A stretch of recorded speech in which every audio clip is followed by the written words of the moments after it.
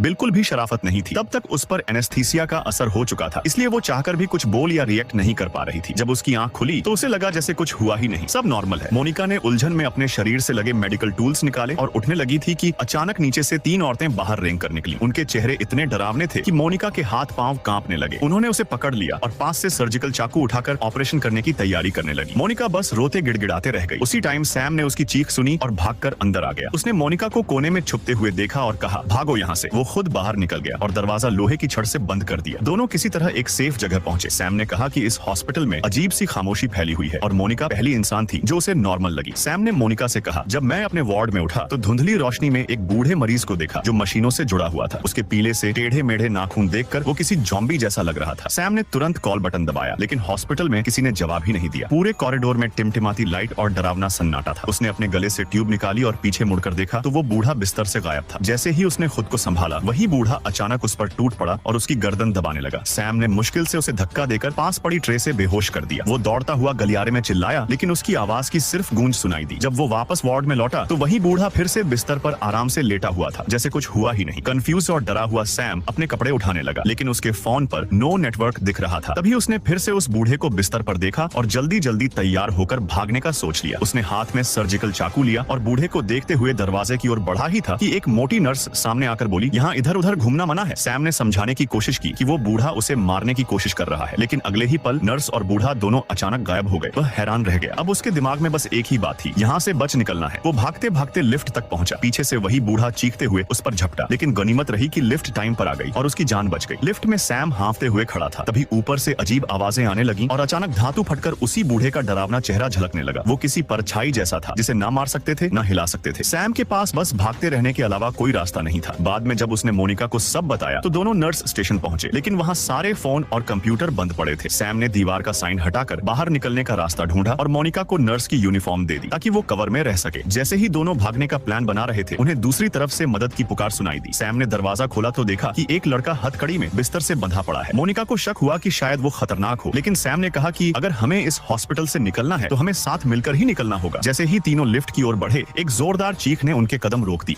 Happy birthday बेटा।